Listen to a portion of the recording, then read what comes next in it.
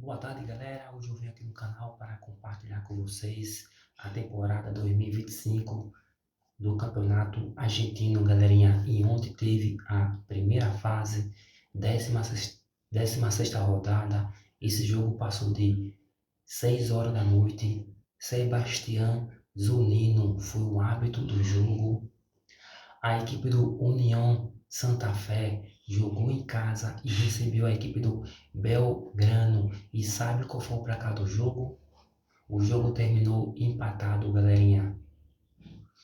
União Santa Fé 1, Belgrano também 1. Esse jogo aí, pessoal, para quem jogou em casa é horrível porque a equipe do União Santa Fé tinha a obrigação de ganhar esse jogo jogando em casa, porque o próximo jogo vai jogar fora de casa e o bicho vai pegar.